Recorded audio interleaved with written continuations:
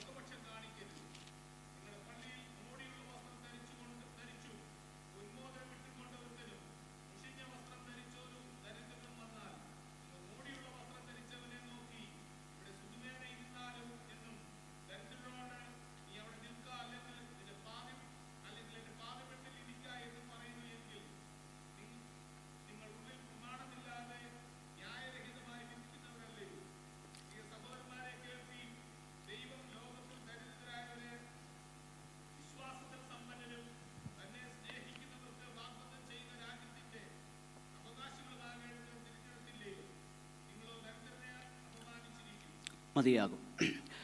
അപ്പോസ്തലനാകുന്ന യാക്കോബ്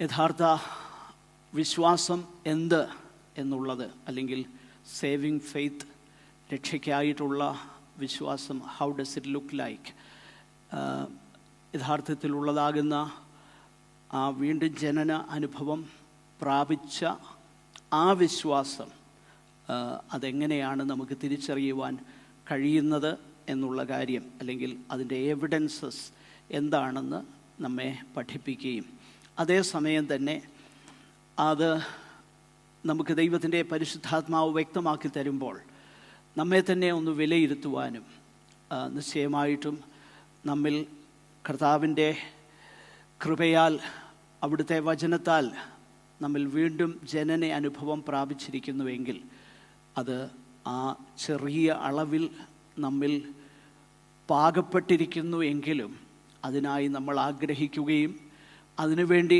ദൈവസന്നിധാനത്തിൽ നമ്മളെ വിധേയപ്പെടുത്തുകയും ചെയ്യുമ്പോൾ ദൈവത്തിൻ്റെ പരിശുദ്ധാത്മാവ് ഈ ഗുണങ്ങളെ അധികമായി നമ്മുടെ ജീവിതത്തിൽ നൽകേണ്ടതിനും കൂടെയാണ് പ്രബോധനങ്ങളായിട്ട് ഈ കാര്യം നൽകിയിരിക്കുന്നത്. അതുകൊണ്ട് തന്നെ 2 നിലയിൽ നമ്മൾ അതിനെ കാണണം. ഒന്ന്, these are the evidence of real faith, യഥാർത്ഥ വിശ്വാസത്തിൻ്റെ തെളിവുകളാണ്. അതേസമയം തന്നെ വീണ്ടും ജനിച്ച ദൈവമക്കൾ ഇങ്ങനെയുള്ള കാര്യങ്ങളെ കേൾക്കുമ്പോൾ തങ്ങളെ തന്നെ വിലയിരുത്തുവാനും ദൈവത്തിൻ്റെ പരിശുദ്ധാത്മാവിനാൽ തങ്ങളെ തന്നെ കേൾക്കപ്പെട്ട ദൈവവചനത്തിൻ്റെ മുൻപാകെ സമർപ്പിപ്പാനായും നമുക്ക് കഴിയണം. അതുകൊണ്ടാണ് മുകളിലുള്ള വാക്യങ്ങളിൽ നമ്മൾ വായിക്കുന്നത് എങ്ങനെയാണ് നമുക്ക് നാവിന് കടിഞ്ഞാൺ, അല്ലെങ്കിൽ കടിഞ്ഞാണുള്ള നാവ് നമുക്കെങ്ങനെ ലഭിക്കും? അതിന് മറ്റു വഴിയൊന്നുമില്ല.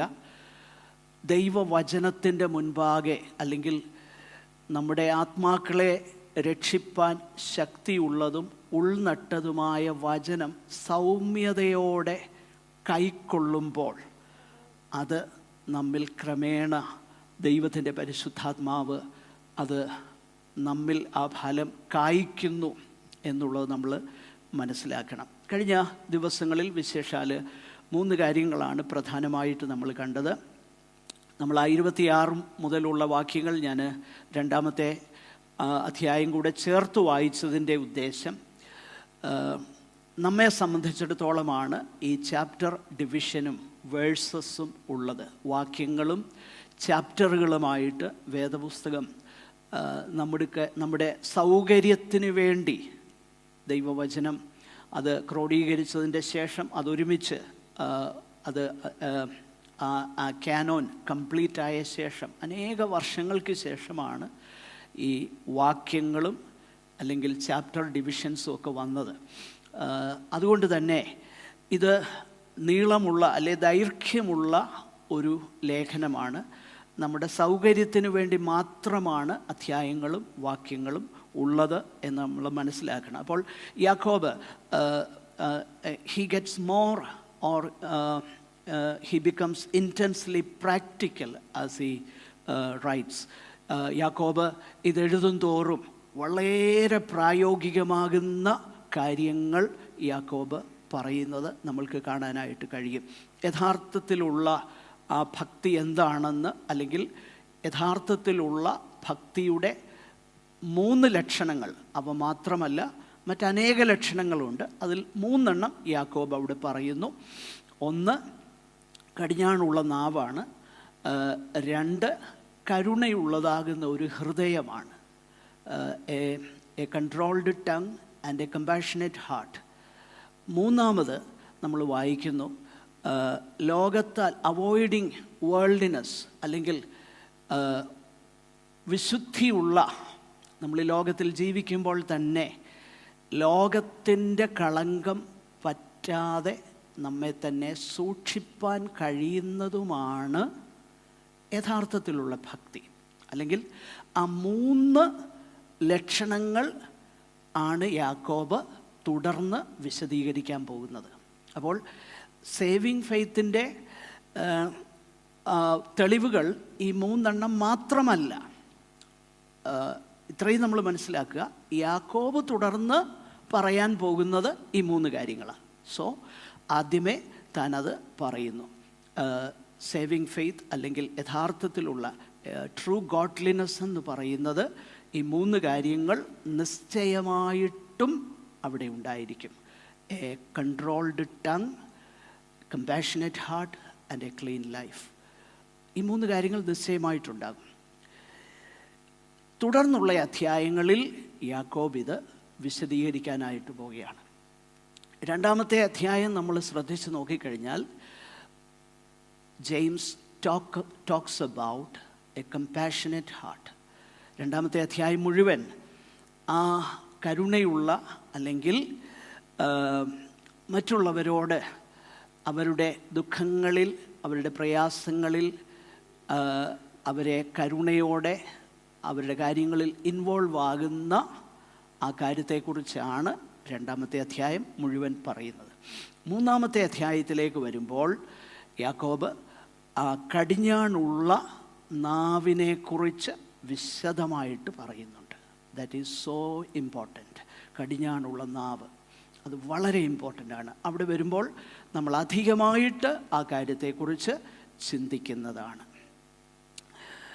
4-ാമത്തെ അധ്യായത്തിലേക്ക് വരുമ്പോഴാണ് അവോയ്ഡിങ് വേൾഡ്ലിനെസ്, ലോകത്താലുള്ള കളങ്കം പറ്റാതെ വണ്ണം തങ്ങളെ തന്നെ കാത്തുകൊള്ളുന്നത്.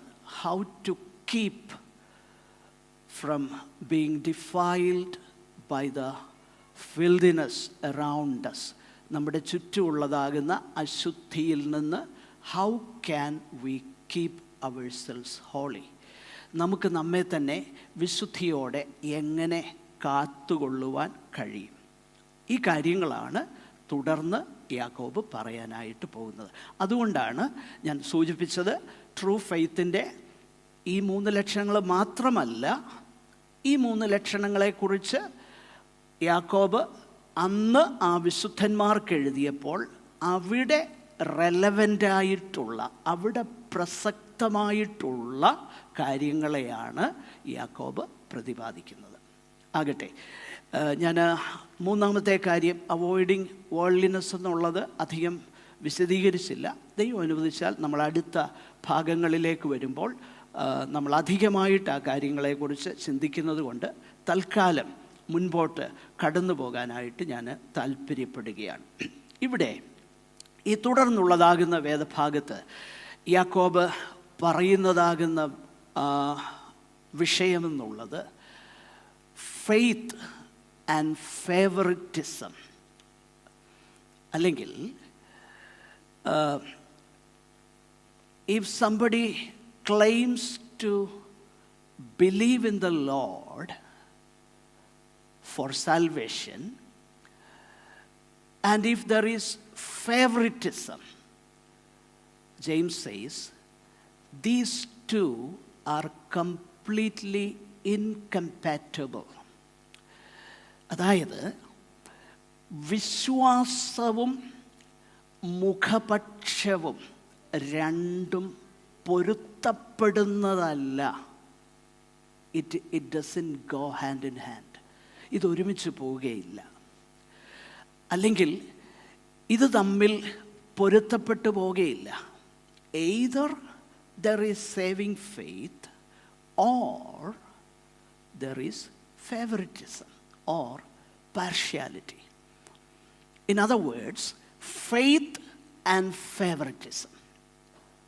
വിശ്വാസവും മുഖപക്ഷവും, ആ ഒരു പ്രായോഗികമാകുന്ന കാര്യത്തെക്കുറിച്ചാണ് യാക്കോബ് തുടർന്ന് ഇവിടെ പറയുന്നത്.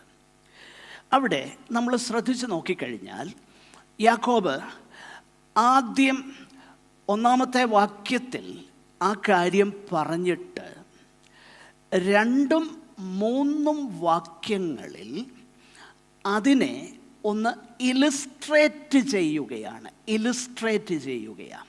അപ്പോൾ മനസ്സിലാകാൻ വേണ്ടിയിട്ട് ഒരു ഉദാഹരണം പറയുക. അത് റിയലായിട്ട് അവിടെ സംഭവിച്ചതാണോ അല്ലയോ എന്ന് നമുക്കറിയില്ല. ഒരു പക്ഷേ സംഭവിക്കുന്നതാകാം, അല്ലെങ്കിൽ അങ്ങനെയുള്ള കാര്യം അവരുടെ ഇടയിൽ ഉണ്ടാകാം, ആ ടെൻഡൻസി ഉണ്ടാകാം. അതിനെയാണ് യാക്കോബ് അവിടെ ഖണ്ഡിക്കുന്നത്. അത് വളരെ വളരെ നാം ചിന്തിക്കേണ്ട ഒരു കാര്യമാണ്. പ്രത്യേകിച്ച് ഞാൻ ഈ ഭാഗം വായിച്ചപ്പോൾ എനിക്ക് വളരെ പ്രയാസമായിട്ട് തോന്നിയ, അല്ലെ പ്രയാസം എന്ന് പറഞ്ഞാൽ അല്പം അൺകംഫർട്ടബിളായിട്ട് തോന്നിയ ഒരു കാര്യം, പലയിടങ്ങളിലും ഞാൻ കൂടുതൽ എക്സ്പ്ലിസിറ്റായിട്ടൊന്നും പറയാൻ ആഗ്രഹിക്കുന്നത് നിങ്ങൾക്കറിയാം.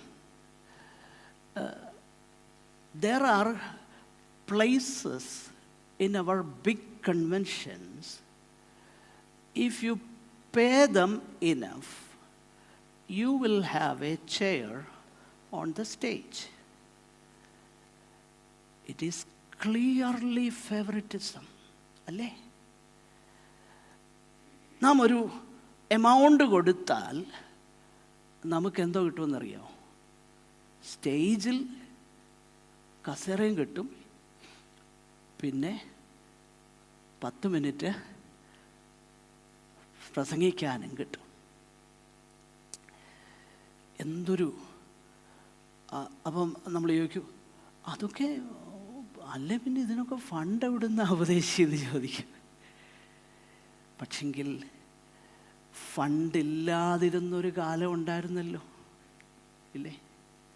ഈ ഫണ്ടൊന്നും ഇല്ലാതിരുന്നൊരു കാലം ഉണ്ടായിരുന്നല്ലോ. അന്നെങ്ങനെയാ സുവിശേഷം പ്രസംഗിച്ചത്? അന്നെങ്ങനെയാ സുവിശേഷ യോഗങ്ങൾ നടന്നത്? ഇതാ ഞാൻ പറഞ്ഞേ, James really makes us uncomfortable. നമ്മളെ ശരിക്കും അൺകംഫർട്ടബിൾ ആക്കുന്ന ഒരു ലേഖനമാണ് യാക്കോബിൻ്റെ ലേഖനം. He becomes intensely practical. വളരെ പ്രായോഗികമായിട്ട് താൻ പറയുന്ന ആ കാര്യം ഒന്ന് ശ്രദ്ധിച്ചേ. അതായത് സഭ, the church was favoring the rich over the poor as the world does.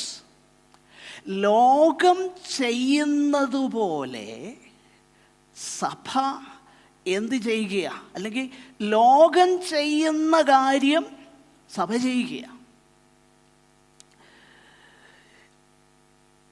ലോകത്തിൻ്റെ സിസ്റ്റത്തിൽ we treat well a person who we think can benefit us. അല്ലേ? ലോകത്തിൻ്റെ താല്പര്യം എന്താ? എനിക്ക് ബെനിഫിറ്റ് കിട്ടുന്ന ഒരാളെ ഞാൻ നന്നായിട്ട് ട്രീറ്റ് ചെയ്യും, ബഹുമാനിക്കും. യാക്കോബ് പറയുകയാണ്, see, if you treat well the person who can benefit you most, just like the world, then there is a question mark on your professing faith. അതല്ലേ യാക്കോബ് ഇവിടെ പറയുന്നത്. ലോകത്തിൻ്റെ ആ ചിന്ത തന്നെയാണ് നമുക്കുമെങ്കിൽ, യേശുക്രിസ്തുവിൽ വിശ്വസിക്കുന്നെന്ന് ഞാൻ പറയുന്നു, പക്ഷെങ്കിൽ എൻ്റെ ആറ്റിറ്റ്യൂഡ് അതാ എങ്കിൽ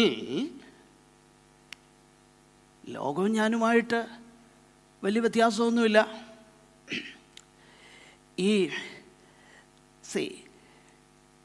കഴിഞ്ഞ ദിവസം ഞങ്ങളിങ്ങനെ സംസാരിച്ചപ്പോൾ ഈ ഫ്ലാറ്ററി എന്ന് പറയുന്ന ഒരു സംഭവമുണ്ട്. ഫ്ലാറ്ററി എന്നാണെന്നറിയോ?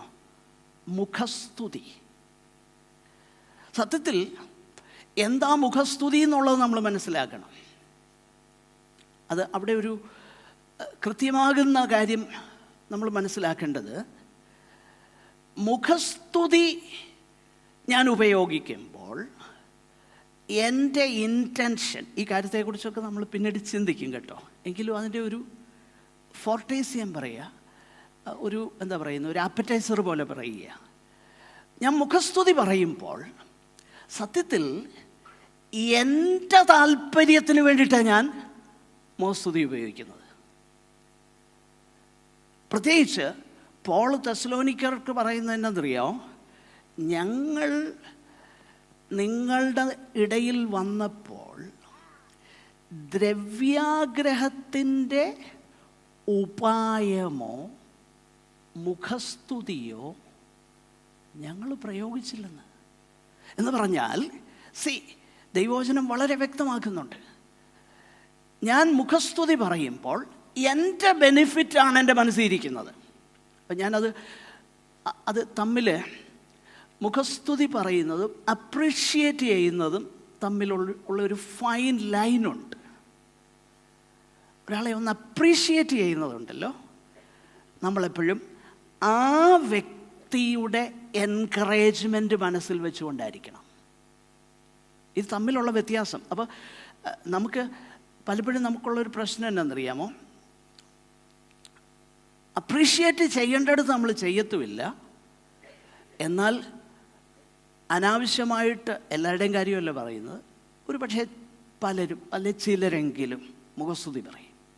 മുഖസ്തുതി പറയുമ്പോൾ അത് കാലിനൊരു വല വിരിക്കുകയാണെന്നാണ് ദൈവവചനം പറയുന്നത്.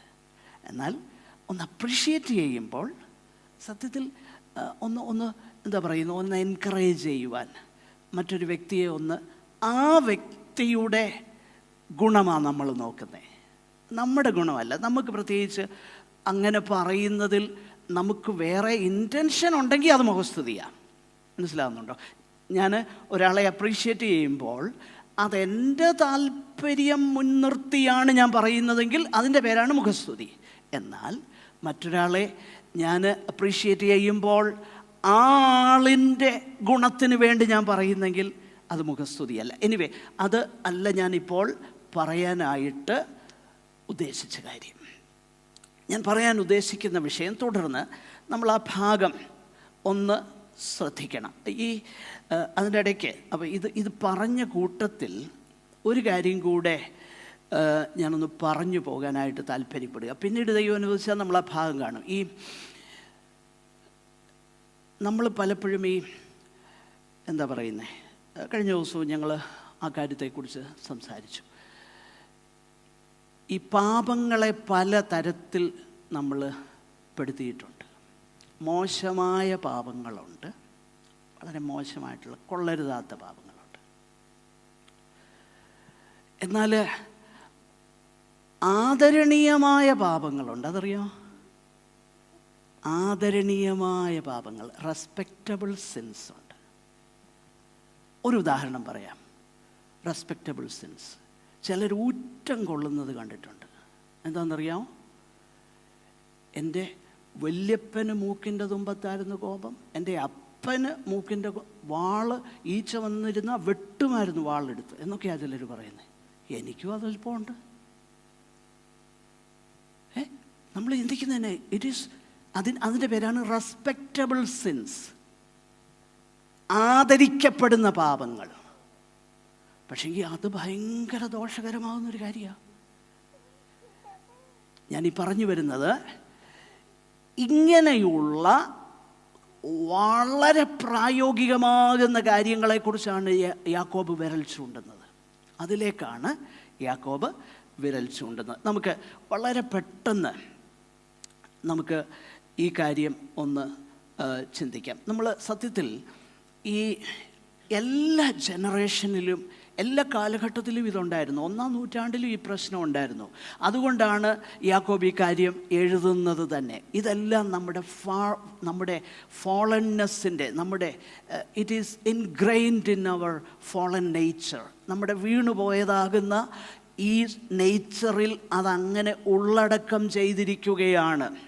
അതുകൊണ്ടാണ് നമ്മൾ പലപ്പോഴും ഇങ്ങനെയുള്ള കാര്യത്തിൽ നമുക്ക് വീഴ്ച സംഭവിക്കുന്നത്. ഇവിടെ നിങ്ങളൊന്ന് ശ്രദ്ധിച്ച് നോക്കിക്കഴിഞ്ഞാൽ യാക്കോബ് ആ 13-ാമത്തെ വാക്യം വരെ ഈ ഒരു വിഷയത്തെക്കുറിച്ച് പറയുന്നത് നമുക്കൊന്ന് ശ്രദ്ധിക്കാം. ഇത് എന്തുകൊണ്ട് നാം അങ്ങനെ ആകരുത് എന്ന് യാക്കോബ് പറയുന്നു. അതിൻ്റെ 1-ാമത്തെ വാക്യമാണ്. Because we are captivated by the glory of Christ. ക്രിസ്തുവിൻ്റെ തേജസ്സിനെ നമുക്ക് കാണാൻ കഴിഞ്ഞെങ്കിൽ കർത്താവാരാണെന്ന് നമ്മളൊന്ന് മനസ്സിലാക്കിയാൽ നാം മുഖപക്ഷം കാണിക്കുകയില്ല. 5-ാമത്തെ വാക്യത്തിലേക്ക് വരുമ്പോൾ because of the grace of Christ, 5-ാം വാക്യത്തിൽ കർത്താവിൻ്റെ കൃപയെക്കുറിച്ചാണ് നമ്മൾ വായിക്കുന്നത്. 8-ാമത്തെ വാക്യത്തിലേക്ക് വരുമ്പോൾ because we are devoted to the law of Christ. ന്യായപ്രമാണം എന്ന വാക്ക് യാക്കോബ് ഉപയോഗിക്കുന്നത് മോശയുടെ ന്യായപ്രമാണത്തെക്കുറിച്ചല്ല, ദൈവവചനത്തെക്കുറിച്ചാണ്.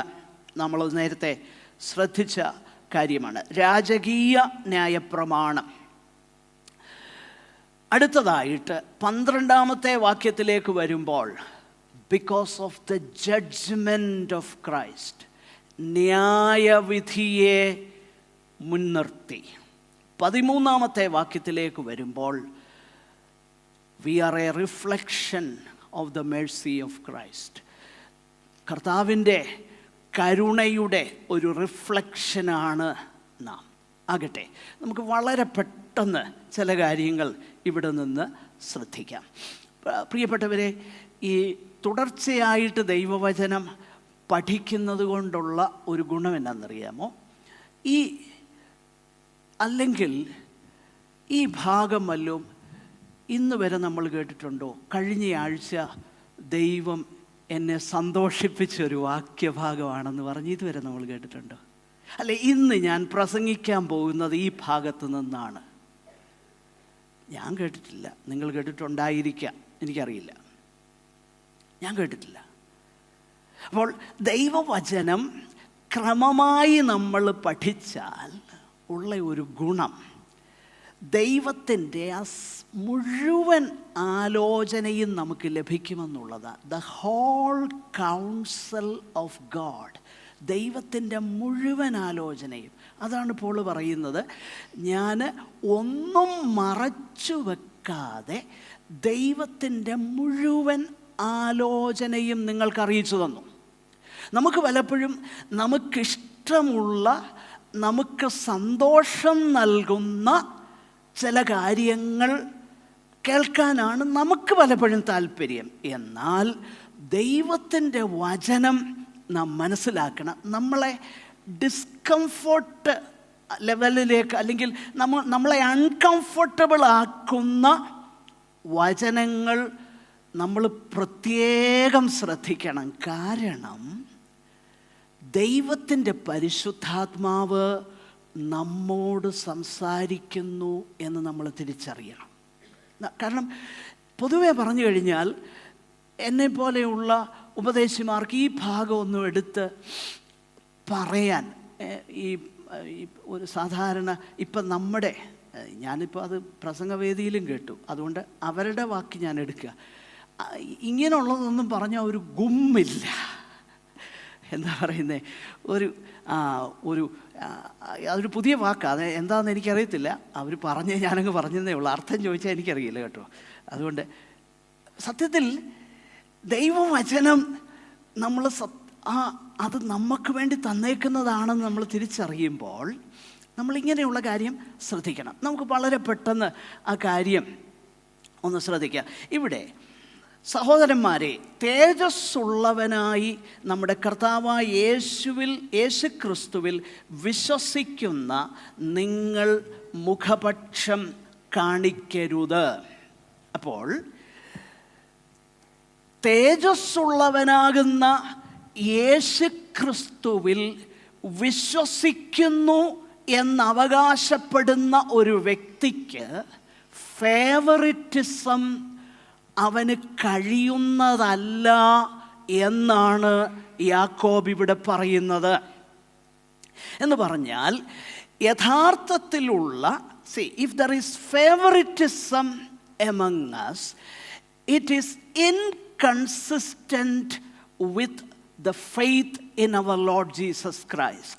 യേശുക്രിസ്തുവിലുള്ള വിശ്വാസവുമായിട്ട് ചേർന്നു പോകുന്നതല്ല, അതുമായിട്ട് പൊരുത്തപ്പെടുന്നതല്ല. ഇത് പറഞ്ഞേച്ച് യാക്കോബ് രണ്ട് കാര്യങ്ങളെക്കുറിച്ച് അവിടെ താഴെ പറയുകയാണ്. ഉദാഹരണമായിട്ട് പറഞ്ഞേക്കുന്നു. അത് അധികം വിശദീകരിക്കേണ്ട കാര്യമില്ലല്ലോ. എന്നാൽ ഇവിടെ യാക്കോബ് പറയുന്ന ആ കാര്യം, അതിൻ്റെ അന്തസത്ത എന്തെന്ന് നമുക്കൊന്ന് ശ്രദ്ധിക്കാം. എന്തുകൊണ്ടാണ് യാക്കോബ് ഇത് പറയുമ്പോൾ നമ്മുടെ കർത്താവായ യേശുക്രിസ്തുവെന്ന് സമ്പൂർണമാകുന്ന അവിടുത്തെ നാമം യാക്കോബ് ഉപയോഗിക്കുകയാണ്? നമ്മൾ ശ്രദ്ധിച്ചു നോക്കിക്കഴിഞ്ഞാൽ യാക്കോബിൻ്റെ ലേഖനത്തിൽ 2 പ്രാവശ്യം മാത്രമേ യേശുക്രിസ്തുവിൻ്റെ സമ്പൂർണമാകുന്ന നാമം ദ ലോർഡ് ജീസസ് ക്രൈസ്റ്റ് എന്ന് ഉപയോഗിക്കുന്നുള്ളൂ. അത് 1-ാം അധ്യായം 1-ാം വാക്യത്തിലും പിന്നെ ഈ വേദഭാഗത്തുമാണ്. So when Apostle James uses the name of the Lord Jesus Christ as our glorious Lord, it should capture our attention.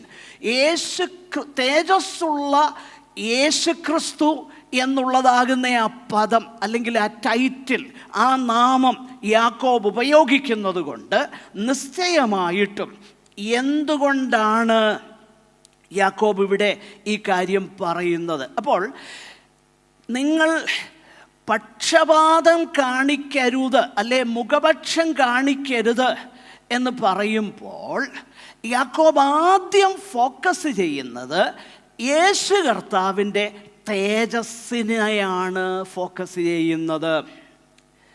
അപ്പോൾ നിശ്ചയമായിട്ടും യേശു കർത്താവിൻ്റെ തേജസ്സിനെ കുറിച്ച് പറഞ്ഞിട്ട് മുഖപക്ഷം കാണിക്കരുത് എന്ന് യാക്കോബ് പറയുമ്പോൾ അതിന് വളരെ പ്രാധാന്യമുണ്ട്. എന്താണതിൻ്റെ പ്രാധാന്യം? We will put aside favoritism if we will think about the glory of our Lord Jesus Christ. യേശുക്രിസ്തുവിൻ്റെ തേജസ്സിനെ കുറിച്ച് ചിന്തിച്ചാൽ ഫേവറിറ്റിസത്തിന് സ്ഥാനമില്ല. എന്തുകൊണ്ട് സ്ഥാനമില്ല? അതിൻ്റെ കാരണം, although the Lord Jesus Christ is so glorious and so majestic in his splendor, യേശു കർത്താവ് അവിടുന്ന് സമ്പൂർണമായും മഹത്വവാനായി വിരാജിച്ചിരുന്നപ്പോഴാണ് ഈ താണലോകത്തിലേക്ക് പാപികളായ നമ്മെ സ്നേഹിച്ച് കടന്നു വന്നത്.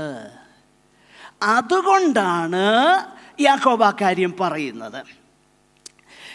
അതുകൊണ്ടാണ് കൊരിന്ത്യർ ലേഖനത്തിൽ നമ്മൾ വായിക്കുന്നു, നമ്മുടെ കർത്താവായ യേശു ക്രിസ്തു, 2 കൊരിന്ത്യർ 8-ാം അധ്യായത്തിലാണ്, നമ്മുടെ കർത്താവായ യേശു ക്രിസ്തു സമ്പന്നൻ ആയിരുന്നിട്ടും അവിടുത്തെ ദാരിദ്ര്യത്താൽ നിങ്ങൾ സമ്പന്നരാകേണ്ടതിന് നിങ്ങൾ നിമിത്തം ദരിദ്രനായി തീർന്ന കൃപ നിങ്ങൾ അറിയുന്നല്ലോ. ഈ വാക്യം മെറ്റീരിയൽ പോവർട്ടിയിൽ കഴിയുന്നവർക്ക് മെറ്റീരിയൽ റിച്ചസ് കൊടുക്കുമെന്നുള്ള വാക്യമല്ല. നേരെ മറിച്ച് നമ്മൾ ഈ വേദഭാഗം കൂടെ അതിൻ്റെ 5-ാമത്തെ വാക്യത്തിലേക്ക് വരുമ്പോൾ, ലോകത്തിൽ ദരിദ്രരായവരെ വിശ്വാസത്തിൽ സമ്പന്നരും. അപ്പോൾ നിങ്ങളുടെ കർത്താവായ യേശു ക്രിസ്തു, നമ്മുടെ കർത്താവായ യേശു ക്രിസ്തു സമ്പന്നൻ ആയിരുന്നിട്ടും അവിടുന്ന് ദാരിദ്ര്യത്തിലേക്ക് കടന്നു വന്നു. എന്തിന്? നമ്മെ സമ്പന്നരാക്കുവാൻ. ഏത് സമ്പന്നതയാണത്? മെറ്റീരിയൽ റിച്ചസ് അല്ല. പിന്നെയോ ഇവിടെ നമ്മൾ വായിക്കുന്നു, വിശ്വാസത്തിൽ സമ്പന്നരാക്കുവാനായിട്ട് വന്നില്ലയോ. മോശ ദൈവത്തിൻ്റെ തേജസ് എന്നെ ഒന്ന് കാണിക്കണമെന്ന് പറഞ്ഞപ്പോൾ, ദൈവത്തിൻ്റെ തേജസ് എനിക്കൊന്ന് കണ്ടാൽ മതി. പുറപ്പാട് പുസ്തകത്തിൽ നമ്മളത് വായിക്കുന്നുണ്ട്. പുറപ്പാട് പുസ്തകം 33-ാമത്തെ അധ്യായം അതിൻ്റെ 18 മുതലുള്ള വാക്യങ്ങളിലാണ് അത് വായിക്കുന്നത്. മോശ ആവശ്യപ്പെടുക, എനിക്ക് അങ്ങയുടെ തേജസ് ഒന്ന് കാണണം. ദൈവം പറയുന്ന മറുപടി എന്നാണെന്നറിയാമോ? ദൈവം പറയുന്ന മറുപടി, അതിൻ്റെ അടുത്ത വാക്യം ഒന്ന് വായിക്കാമോ? 19-ാമത്തെ വാക്യം.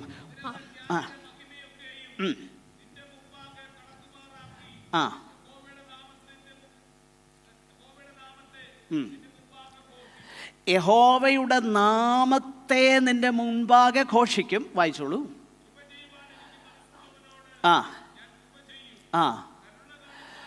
നോക്കുക, മോശ ചോദിച്ചത്, ദൈവമേ അവിടുത്തെ മഹത്വം എന്നെ ഒന്ന് കാണിക്കണം. ദൈവം പറയുകയാണ്, ഞാൻ എൻ്റെ നാമത്തെ, in other words my name represents my attributes. എൻ്റെ നാമം എൻ്റെ വിശേഷ ഗുണങ്ങളെ പ്രതിനിധാനം ചെയ്യുന്നതാണ്. അതെന്താണ്? എനിക്ക് കരുണയുള്ളവനാണ്, ഞാൻ കൃപയുള്ളവനാണ്. തേജസ്സിനെ കുറിച്ച് മോശ ചോദിച്ചപ്പം ദൈവം പറയുക, ഞാൻ കരുണയും കൃപയും നിറഞ്ഞവനാണ്. അങ്ങനെയാണെങ്കിൽ നാം മനസ്സിലാക്കണം, യേശു കർത്താവ്, തേജസ്സുള്ളവനായ നമ്മുടെ കർത്താവ് ഈ താണലോകത്തിലേക്ക് ഇറങ്ങി വന്നതുകൊണ്ട് ഒരു കാര്യം തെളിയിക്കപ്പെട്ടു: ദൈവത്തിന് മുഖപക്ഷമില്ല. ദൈവത്തിന് മുഖപക്ഷം ഇല്ലാത്തതുകൊണ്ടാണ് തേജസ്സുള്ളവനാകുന്ന നമ്മുടെ കർത്താവ് അവിടുത്തെ സകല മഹിമകളെയും വെടിഞ്ഞിട്ട് ഈ താണലോകത്തിലേക്ക് ഇറങ്ങി വന്നു. അപ്പോൾ തേജസ്സുള്ളവനാകുന്ന നമ്മുടെ കർത്താവ് ദരിദ്രനെ കുപ്പയിൽ നിന്ന് ഉയർത്തുവാനായിട്ട് കടന്നു വന്നു. ഇതാണ് സുവിശേഷം. ഇതാണ് സുവിശേഷം. അപ്പോൾ ആ സുവിശേഷത്തിൽ വിശ്വസിക്കുന്ന, ആ ദൈവത്തിൽ വിശ്വസിക്കുന്നു എന്ന് ക്ലെയിം ചെയ്യുന്ന ഒരു വ്യക്തിക്ക് എങ്ങനെ മുഖപക്ഷം കാണിപ്പാനായി കഴിയും? അത് അസാധ്യമാണ് എന്നുള്ള കാര്യമാണ് യാക്കോബ് ഇവിടെ പറയുന്നത്. നാം മനസ്സിലാക്കേണ്ടതാകുന്ന ഒരു കാര്യം, ഈ കാര്യം സത്യത്തിൽ ലോകത്തിലുള്ള എത്ര മഹിമയുള്ളവരും എത്ര ധനമുള്ളവരും ദൈവത്തിൻ്റെ മഹിമയുമായിട്ട് കമ്പയർ ചെയ്താൽ, നമ്മുടെ കർത്താവുമായിട്ട് കമ്പയർ ചെയ്താൽ അവരൊന്നും യാതൊന്നുമില്ല. നമ്മൾ ദാനിയേലിൻ്റെ പ്രവചനത്തിൽ ആ ഒരു കാര്യമാണ് വായിക്കുന്നത്. ദാനിയേലിൻ്റെ പ്രവചനത്തിൽ നബൂഖദ്നേസർ എന്ന രാജാവ് പിന്നീട് അതിൻ്റെ 4-ാം അധ്യായം 34 മുതൽ 37 വരെയുള്ള വാക്യങ്ങളൊക്കെ ശ്രദ്ധിച്ചു നോക്കിക്കഴിഞ്ഞാൽ അവിടെ നമുക്ക് കാണാൻ കഴിയുന്നത്, ആ രാജാവ് അക്നോളജ് ചെയ്യുന്നുണ്ട് ദൈവത്തിൻ്റെ മഹിമ, ദൈവത്തിൻ്റെ തേജസ്. അപ്പോൾ യാക്കോബ് പറയുന്ന ഒരു കാര്യം, പുറമേയുള്ളതാകുന്ന ചില കാര്യങ്ങളുടെ അടിസ്ഥാനത്തിൽ നമ്മുടെ താല്പര്യങ്ങളെ മുൻനിർത്തി, അതെന്തു ആകട്ടെ, നമ്മുടെ താല്പര്യങ്ങളെ മുൻനിർത്തി, എനിക്കറിയാം ഒരിടത്ത് കസേര ഇങ്ങനെ ഇട്ടിട്ടിട്ട് വന്ന് ഒടുവിൽ അവിടെ കസേര ഇടാൻ സ്ഥലം തികയാതെ വന്ന ഒരു സ്ഥലത്തെക്കുറിച്ച് എനിക്കറിയാം. അത്രയും പറഞ്ഞ് ഞാൻ അങ്ങ് വിടുന്നു. കാരണം അക്കോമഡേറ്റ് ചെയ്തേ പറ്റൂ, അല്ലേ പ്രശ്നം. പ്രിയപ്പെട്ടവരെ, ഇവിടെ നമ്മൾ മനസ്സിലാക്കണം, ദൈവത്തിൻ്റെ വചനം വളരെ കൃത്യമായി നമ്മളെ പഠിപ്പിക്കുന്നു. നമ്മൾ തേജസ്സുള്ളവനാകുന്ന കർത്താവിനെ മനസ്സിലാക്കിയാൽ, കർത്താവിൻ്റെ നമ്മെ തേടി ഈ ലോകത്തിലേക്ക് വന്നതിനെ നമ്മൾ ഒരിക്കലെങ്കിലും ഓർത്താൽ, നമ്മൾ ആ പാട്ട് പാടിയപ്പോൾ നിങ്ങൾ ശ്രദ്ധിച്ചോ എന്നെനിക്കറിയത്തില്ല, കാന്തനെ കാണുവാൻ ആർത്തി വളരുന്നേ. അതിനകത്തെ ഒരു ലൈൻ ഇങ്ങനെയാണ്: വർഗവ്യത്യാസവും വർണ്ണവ്യത്യാസവും എല്ലാം കർത്താവിൻ്റെ വരവിങ്കൽ അല്ല. അപ്പോൾ എനിക്കതിൽ നിന്നൊരു കാര്യം മനസ്സിലായി, അതെഴുതിയ ആ കർത്താവിൻ്റെ ദാസൻ, I think he experienced that. അതുകൊണ്ടാകാം. മറ്റൊരു കർത്താവിൻ്റെ ദാസനെ കുറിച്ച് ഞാൻ കേട്ടിട്ടുണ്ട്. അദ്ദേഹം പാടിയതാകുന്ന ഒരു പാട്ട്, നീതി സൂര്യൻ വരുമ്പോൾ തൻ പ്രഭയിൻ കാന്തിയാൽ എന്നിരുൾ നിറം മാറിയിടുമേ, രാജരാജപ്രതിമയെ ധരിപ്പിച്ചിട്ട് എന്നെ തൻ കൂടവേ ഇരുത്തുന്ന രാജാവ് വേഗം വരും. ആ വർഗ വർണ്ണ വ്യത്യാസങ്ങളെ അനുഭവിച്ചറിഞ്ഞതുകൊണ്ട് സത്യത്തിൽ പല സന്ദർഭങ്ങളിലും നമ്മുടെ ഹൈ ബർത്തിനെ കുറിച്ചൊക്കെ നമുക്ക് വലിയ അഭിമാനം തോന്നാറുണ്ട്, അല്ലേ?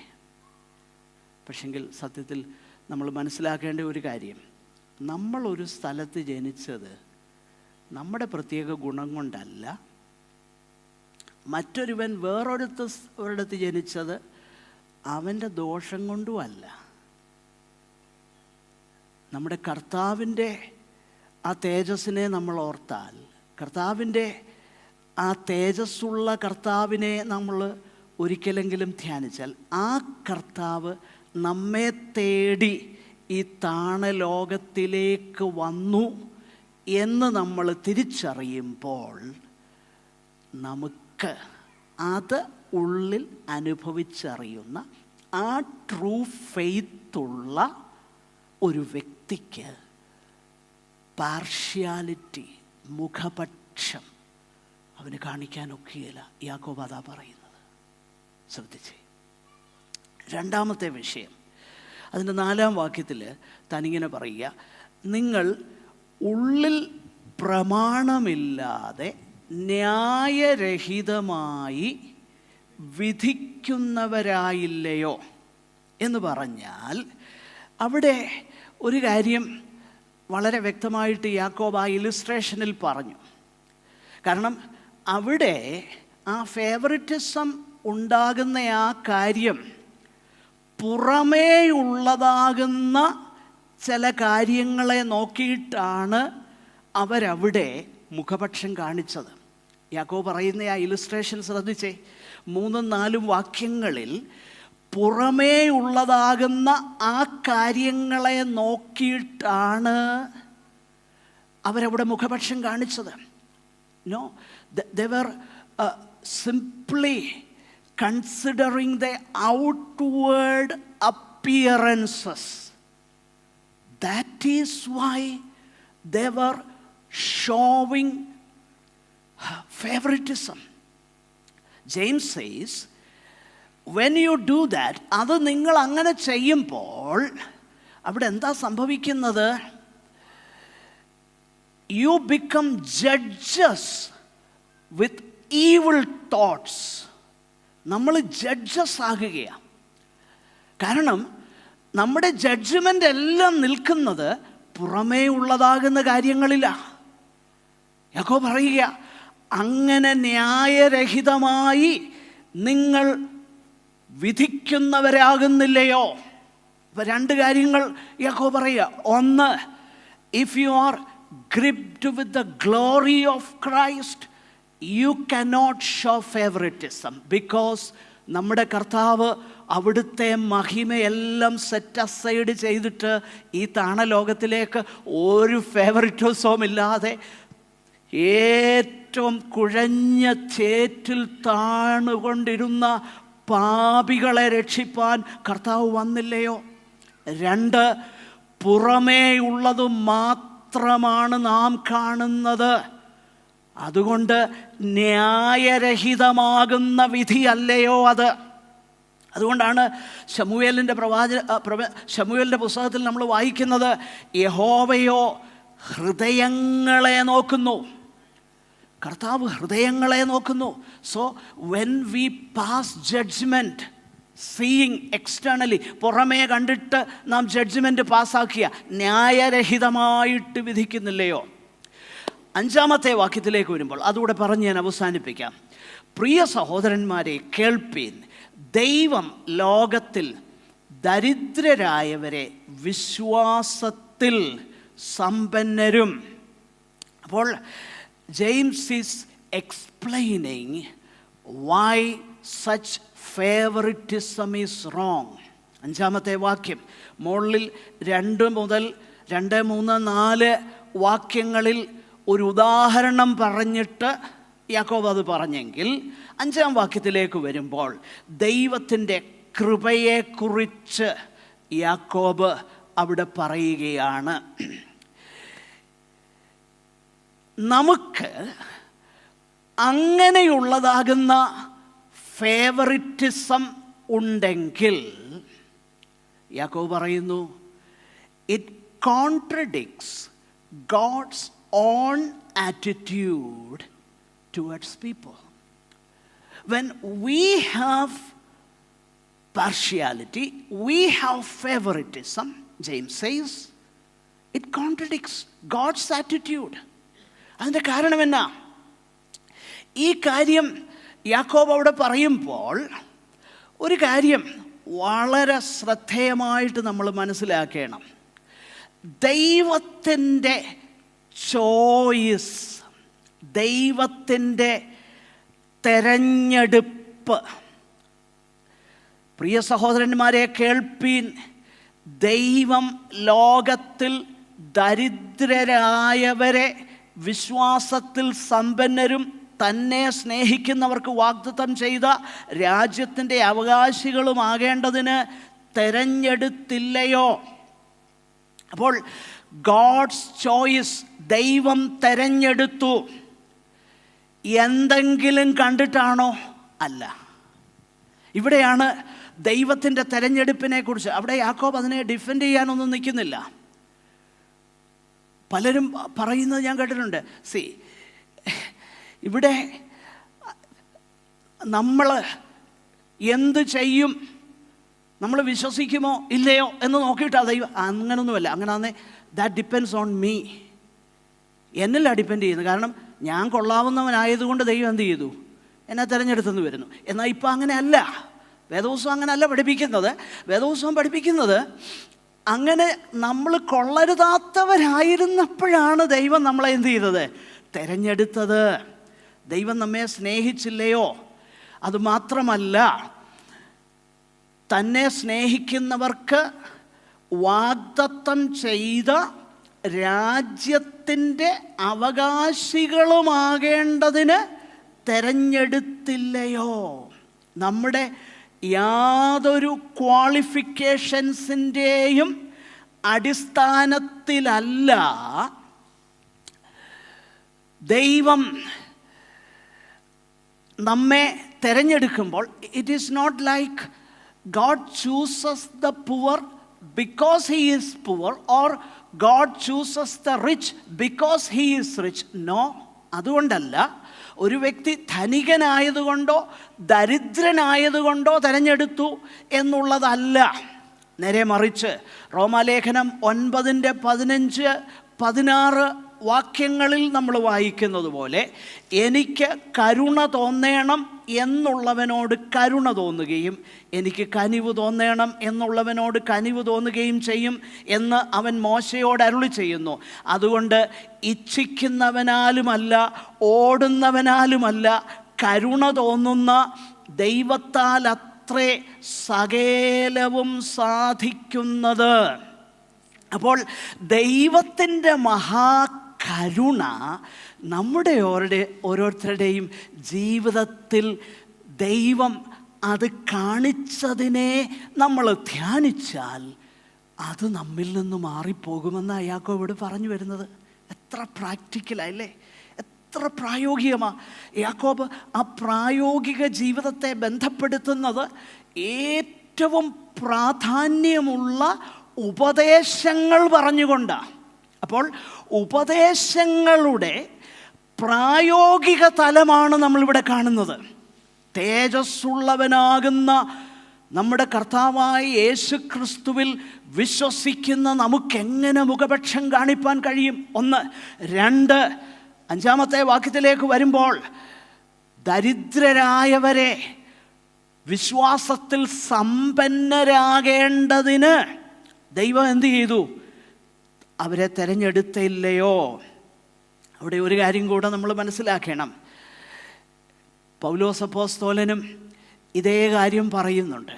1 കൊരിന്ത്യർ 1-ാമത്തെ അധ്യായം അതിൻ്റെ 26 മുതൽ താഴോട്ടുള്ള വാക്യങ്ങൾ നമ്മൾ ശ്രദ്ധിച്ചാൽ, സഹോദരന്മാരെ, നിങ്ങളുടെ വിളിയെ നോക്കുവിൻ. ലോകാഭിപ്രായപ്രകാരം ജ്ഞാനികൾ ഏറെയില്ല, ബലവാന്മാർ ഏറെയില്ല, കുലീനന്മാരും ഏറെയില്ല. ജ്ഞാനികളെ ലജ്ജിപ്പിപ്പാൻ ദൈവം ലോകത്തിൽ ഭോഷത്വമായത് തിരഞ്ഞെടുത്തു, ബലമുള്ളതിനെ ലജ്ജിപ്പിപ്പാൻ ദൈവം ലോകത്തിൽ ബലഹീനമായത് തിരഞ്ഞെടുത്തു. ഉള്ളതിനെ ഇല്ലായ്മയാക്കുവാൻ ദൈവം ലോകത്തിൽ കുലഹീനവും നികൃഷ്ടമായതും ഏതുമില്ലാത്തതും തിരഞ്ഞെടുത്തു. ദൈവസന്നിധിയിൽ ഒരു ജഡവും പ്രശംസിക്കാതിരിക്കേണ്ടതിന് തന്നെ. നോക്കുക, ദൈവം അങ്ങനെ ചെയ്തെങ്കിൽ, ദൈവം അങ്ങനെ നമ്മോട് കരുണ കാട്ടിയെങ്കിൽ, ആ കർത്താവിൽ വിശ്വസിക്കുന്നു എന്ന് പറയുന്ന ഒരു മനുഷ്യന് മുഖപക്ഷം കാണിപ്പാൻ കഴിയുകയില്ല. നോക്കിയേ, ഗോസ്പൽ, സുവിശേഷം, സത്യത്തിൽ ആ സുവിശേഷം അനുസരിച്ചാൽ സുവിശേഷം ട്രാൻസ്ഫോം ചെയ്യുന്നത്. ഒരു വർഷം മുമ്പേ ബീഹാറിൽ ഞങ്ങളായിരുന്ന സമയത്ത് അവിടെ ഞാൻ കണ്ട ഒരു കാര്യം, ഒരു സ്ഥലത്ത് കടന്നു ചെന്നപ്പം ഒരു പ്രത്യേക ട്രൈബിൽ പെട്ട ആൾക്കാർ, അവർ നമുക്ക് കൈ തരികയില്ല. അപ്പോൾ അവിടെയുള്ള സുവിശേഷകൻ പറഞ്ഞു ഞങ്ങളോട്, നേരത്തെ പറഞ്ഞു, നമ്മൾ കൈ കൊടുത്താലും അവർ ചിലപ്പം തരികയില്ല, അതുകൊണ്ടൊന്നും തോന്നരുത്. അത് മറ്റൊന്നും കൊണ്ടല്ല, അവിടെ ഹയർ കാസ്റ്റിലുള്ളവരെ തൊട്ടാൽ അവിടെ അടിച്ചു കൊല്ലും. അതാ ജംഗിൾ രാജ. അത് പ്രിയപ്പെട്ടവരെ, സത്യത്തിൽ ഞാൻ ഈ സുവിശേഷം വരുത്തുന്ന ട്രാൻസ്ഫോർമേഷൻ പോലെ മറ്റൊന്നും ലോകത്തിൽ ട്രാൻസ്ഫോം ചെയ്യുന്നില്ല കേട്ടോ. ഞാനിത് പ്രത്യേകിച്ച് പറയാനുള്ള കാര്യം എന്താണെന്നറിയാമോ? ഇന്നും ബീഹാറിൽ ചിലയിടങ്ങൾ, നിങ്ങൾക്ക് ചിലർക്കെങ്കിലും നോർത്ത് ഇന്ത്യയെക്കുറിച്ച് അറിവുള്ളവർക്കറിയാം, ചില സ്ഥലങ്ങളിൽ ആഴ്ചയിൽ ഒരിക്കൽ ഒരു ചന്തയുണ്ട്. അവിടെ വിൽക്കുന്ന ചരക്കെന്താണെന്നറിയാമോ? സ്ത്രീകൾ, കുട്ടികൾ. ഇന്നും സംഭവിക്കുന്നുണ്ട്. ഡിജിറ്റൽ ഇന്ത്യയുടെ കാര്യമാണ് ഞാൻ ഈ പറയുന്നത്. വിശ്വസിക്കാൻ എനിക്ക് പ്രയാസമായിരുന്നു. പക്ഷെങ്കിൽ അവിടെ ചെന്നപ്പോഴാണ് കാര്യം മനസ്സിലായത്. It happens. ഇപ്പം മനസ്സിലായോ എന്തുകൊണ്ടാണ് ഈ ദുഷ്ടശക്തികൾ സുവിശേഷത്തിനോട് ഇത്ര എതിർത്ത് നിൽക്കുന്നതെന്നറിയാമോ? അന്ധകാരത്തിൽ ആ ജനതയെ. പക്ഷെ താങ്ക് ഗോഡ്, ഇന്ന് ബീഹാറിൽ അവിടെ ചില പോക്കറ്റ്സിലൊക്കെ പ്രശ്നങ്ങളൊക്കെ ഉണ്ടെന്നുള്ളത് ശരിയാണെങ്കിലും ദൈവത്തിൻ്റെ കൃപയാൽ വളരെ അനുഗ്രഹിക്കപ്പെട്ട കർത്താവിൻ്റെ വേല നടക്കുന്നുണ്ട് കേട്ടോ. അത് നേരിട്ട് പോയി കാണാൻ, അത് അവിടെ താമസിക്കാനൊക്കെ ഇടയായതുകൊണ്ടാണ് ഞാൻ പറയുന്നത്.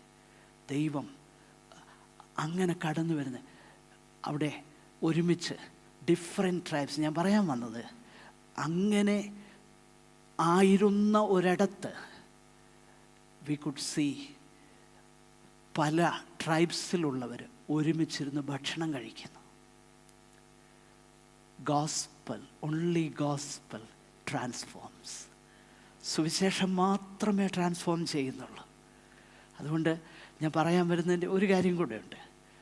നമുക്ക് കഴിവുള്ളിടത്തോളം നമുക്ക് എന്തൊക്കെ സ്പെയർ ചെയ്യാൻ കഴിയുമോ, നമുക്ക് കർത്താവിൻ്റെ വേലയ്ക്ക് വേണ്ടി പരമാർത്ഥതയോടെ കർത്താവിനെ സേവിക്കുന്ന പല സുവിശേഷകന്മാരുണ്ട്.